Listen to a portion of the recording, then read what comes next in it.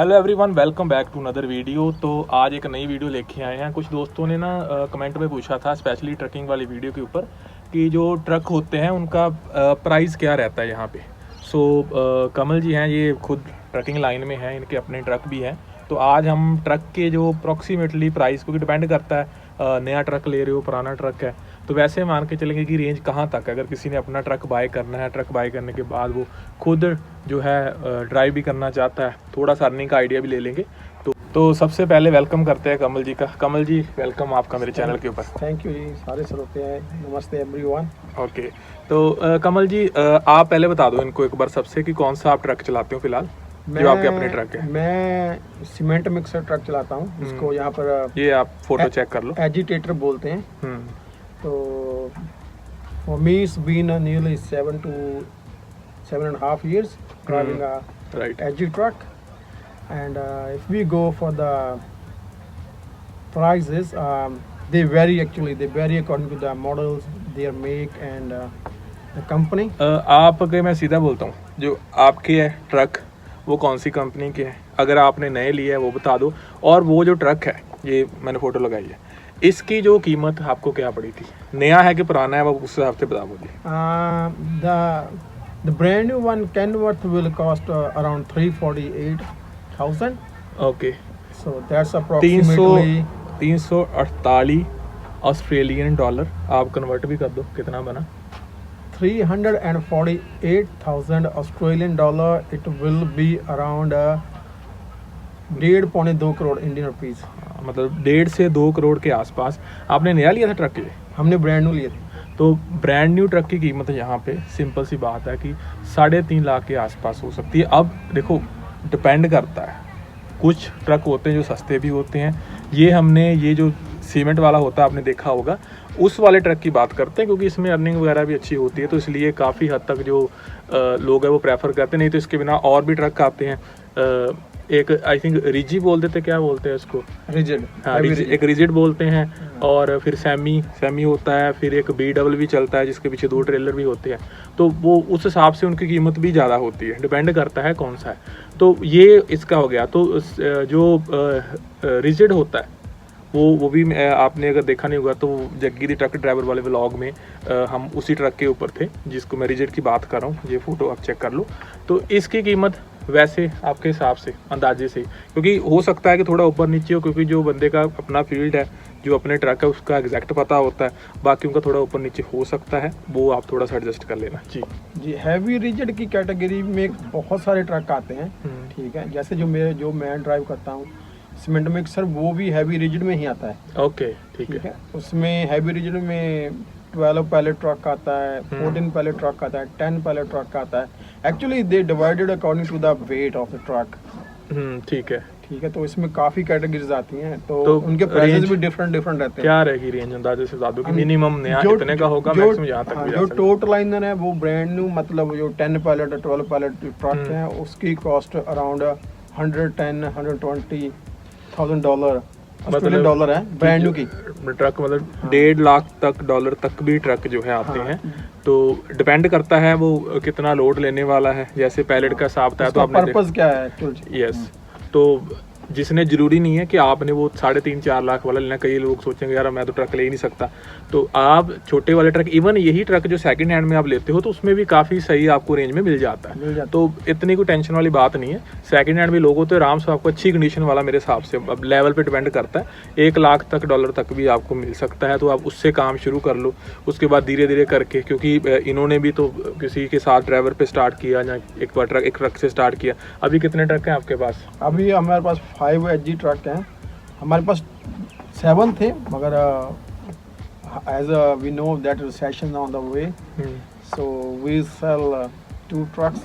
Okay, 7 truck थे। तो फिलहाल के लिए उन्होंने 2 कम कर लिए, तो चलो आगे चल के फिर से बढ़ जाएगी, इतनी टेंशन नहीं है।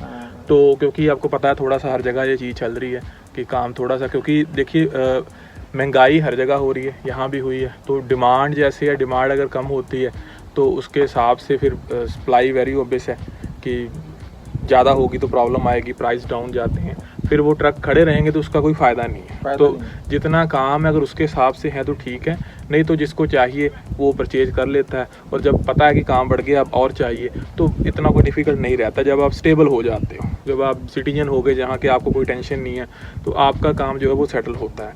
अब थोड़ी सी अर्निंग की बात भी कर लेते हैं कमल जी। वैसे मैंने पहले भी डिस्कस किया था, तो अभी फ़िलहाल के लिए, क्योंकि अब सुना है कि काम वगैरह कम हुए हैं, तो अभी भी जो यहाँ पे एक ट्रकिंग वाला बंदा है, जैसे बजे जो आप चलाते हो मिक्सर वाले, तो फिर भी मान लो कि ड्राइवर का पे रेट क्या चल रहा है अभी फ़िलहाल इसके ऊपर? ड्राइवर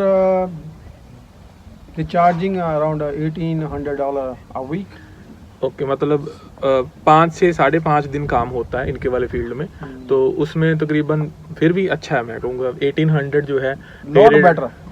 पे रेट, क्योंकि इस काम में थोड़ा सा ना ज़्यादा होता है कि जो नॉर्मल ट्रकिंग होती है उसके रेट में इसके रेट में थोड़ा सा डिफरेंस होता है। तो यहाँ पे समवेयर अराउंड आप मंथली भी देखते हो तो तकरीबन 7,000 के आसपास ऑस्ट्रेलियन डॉलर जो है वो एक ड्राइवर की पे हो सकती है। अब ड्राइवर, ये भी क्वेश्चन बीच में ले लेते हैं, मुझे ना क्वेश्चन आते हैं काफ़ी, आपसे आंसर ही ले लेते हैं।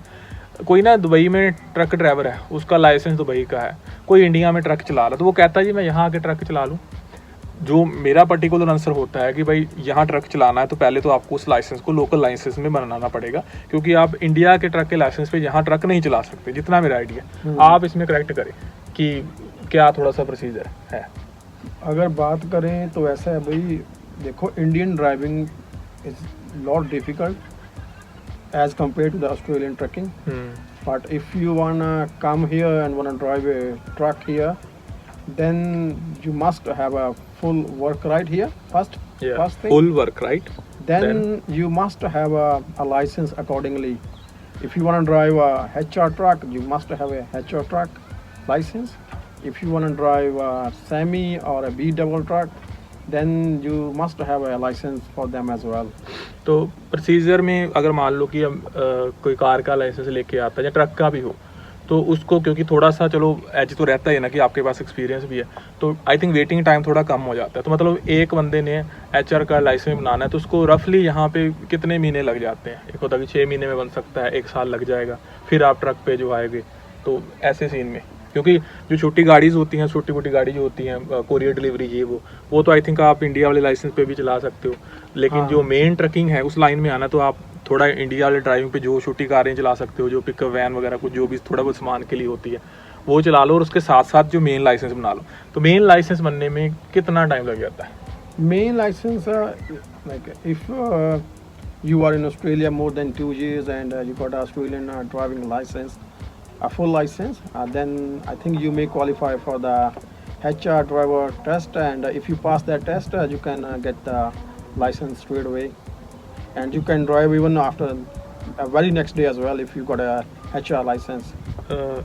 मतलब फिर भी मान के चलो कि आपका कम से कम 1 साल तो कहीं नहीं गया, ठीक है, 1-1.5 साल भी लग सकता है, क्योंकि ये सारी चीज़ें स्टेप वाइज ही होनी है। ऐसा सीधा नहीं है कि जो दुबई से पूछते हैं भाई लोग कि मैं आऊँ सीधा मैं ट्रक पे चला लूँ ना, तो वो चीज़ें यहाँ नहीं। क्योंकि मैं हमेशा कहता हूँ कि आपको लोकल लाइसेंस जितनी जल्दी आप बना सकते हो, फिर भी आप ऐसा नहीं सोचोगे कि महीने में हो जाएगा तो आपको ट्रक मिल जाएगा, ऐसा नहीं होना। तो आप मान के चलो कि आपका 1 साल तो मिनिमम लगेगा डंक के ट्रक पे बैठने के लिए, मतलब उसके हिसाब से लाइसेंस बनाने के लिए। नहीं तो आप स्टार्टिंग जो है वो छोटे जो होते हैं कोरियर वैन वगैरह होती है, आई थिंक यहाँ पे कुछ डिलीवरी वैन्स होती है, तो उससे स्टार्ट कर लो। तो स्टेप वाइज ही चलोगे, सीधा आपको कोई B डबल नहीं दिलेगा। B डबल जैसे जिसके 2 पीछे ट्रेलर लगे होते हैं ना, तो वहाँ तक पहुँचने के लिए आपको टाइम लगता है, एक्सपीरियंस भी आपको चाहिए, क्योंकि ऑस्ट्रेलियन रोड का एक्सपीरियंस होना चाहिए।